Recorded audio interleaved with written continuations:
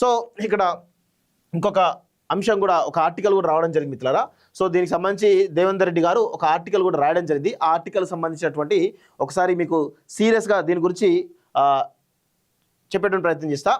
పోలీసుల తీరును ప్రశ్నించకపోవడమే ప్రత్యేక దాడులు, పోలీసుల తీరును ప్రశ్నించకపోవడమే ప్రత్యక్ష దాడులు అంటూ చూస్తూ ఉన్నాం. సో ఇక్కడ చూడండి, అత్యుత్సాహంతో జర్నలిస్ట్ నిందితుడిపై కాకి దాడి, హడావుడి చేసిన కేసులో మీకు చట్టం వర్తించదా? హడావుడి చేసిన కేసులో మీకు చట్టం వర్తించదా?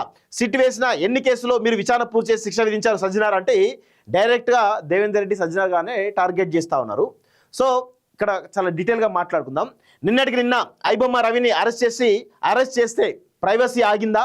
సంక్రాంతికి విడుదలైనటువంటి 3 సినిమాలు మూవీ రూల్స్లోకి వచ్చాయి. చట్టం తన పని తాను అంటూ బిల్డప్లు ఇచ్చే ఫేక్ ఎన్కౌంటర్స్ దారులకు చట్టం పనికిరాదా? దిశ ఎన్కౌంటర్ ఏనాడైనా అడిగారా? నేషనల్ మీడియాలో ఎప్పుడైనా పోలీసులు ప్రశ్నించారా? అదే ఇప్పటి జర్నలిస్టులకు కర్మ. పేరుకు చెప్పుకునే 4 క్రైమ్ రిపోర్టర్స్ 3 యూనియన్స్ ఉంటే సరిపోతుందని అనుకుంటున్న రోజుల్లో ఇలాంటివి జరగాల్సిందే. ఆవులు కొట్లాడుకొని కథనాలు వేస్తే లేగల కాళ్ళు విరగాల్సిందే అంటే అర్థమైంది కదా. దీని వెనకాల చాలా పెద్ద కాన్స్పిరసీ ఉందండి. వాస్తవంగా చాలా పెద్ద కాన్స్పిరసీ ఉంది. చట్టం ముందు అందరూ సమానులే, అది పోలీసులైనా జర్నలిస్టులైనా. కానీ పోలీసులకు శాంతి భద్రతల కోసం కొన్ని ప్రత్యేక సౌకర్యాలు కల్పించింది. వాటిని ఆసరాగా చేసుకొని చట్టం వాళ్ళ చుట్టంలో వాడుకుంటున్నారు. ఉగ్రవాదులను జర్నలిస్టులను ఒకే తాటి కట్టినట్లు చేస్తున్నారు.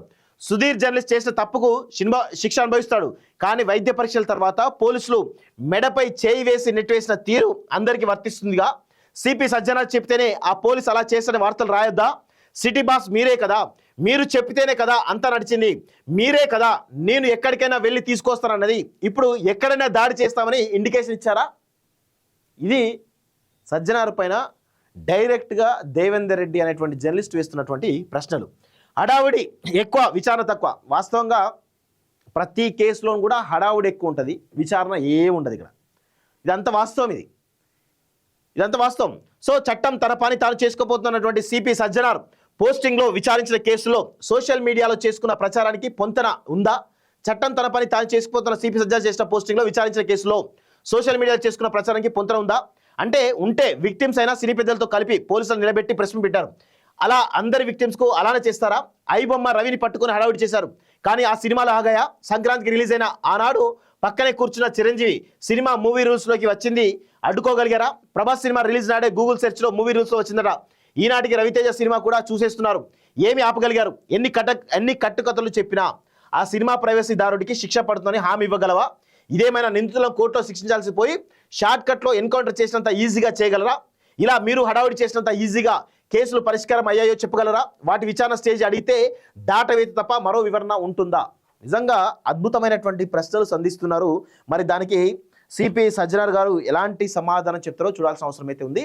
సమాధానాలు చెప్తారా, లేకపోతే మళ్ళా నన్నే ప్రశ్నిస్తారా, పోలీసు కమిషనర్ని ప్రశ్నిస్తారా అని మళ్ళీ అరెస్ట్ చేస్తారా? ఏంటిది ఇది?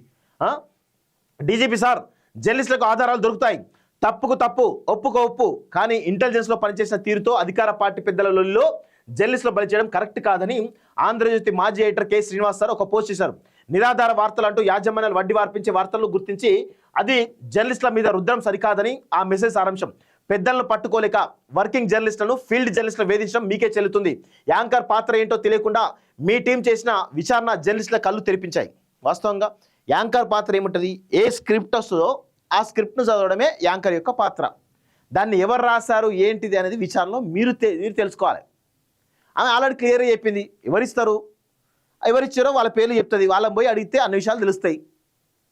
ఇది కదా ఆమెను పలుమార్లు విచారించి వేధించినటువంటి ఒక మహిళా జర్నలిస్టు.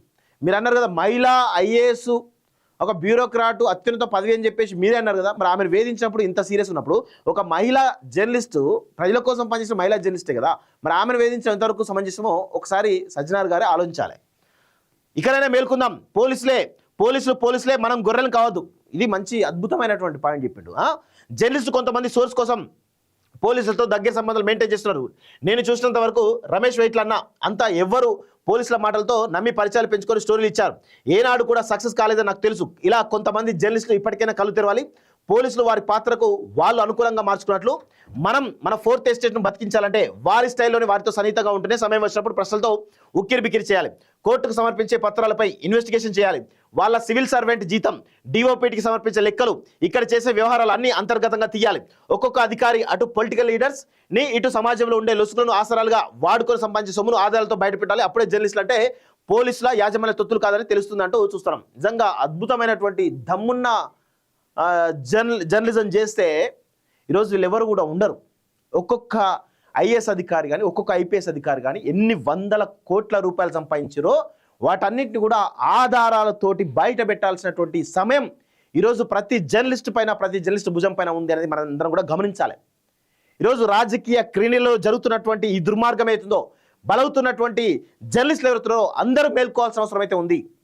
ప్రతి ఒక్కరు కూడా పార్టీలకు అతీతంగా, మీ యొక్క సిద్ధాంతాలకు అతీతంగా అందరూ కూడా ఏకం కావాల్సిన అవసరం అయితే ఉంది. ఎందుకు అంటే ఈరోజు వాళ్ళ స్కామ్లను ప్రశ్నిస్తే, వాళ్ళు చేసినటువంటి అవినీతిని ప్రశ్నిస్తే ఈరోజు వేరే వేరే కేసుల మీద ఈరోజు పెద్ద ఎత్తున దుర్మార్గంగా వ్యవహరిస్తున్నటువంటి శైలి చూస్తాను కదా.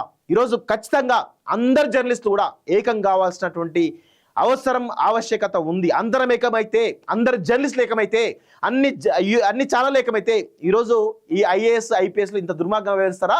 రేవంత్ రెడ్డి ఇంత దుర్మార్గంగా వ్యవహరిస్తాడా? ఇది దయచేసి అందరూ కూడా గమనించాల్సిందిగా ఈరోజు మేము కోరుతాను. ఇది చాలా అద్భుతమైనటువంటి ఆర్టికల్ రాసినందుకు దేవేందర్ రెడ్డి గారికి నేనైతే ధన్యవాదాలు తెలియజేస్తాను.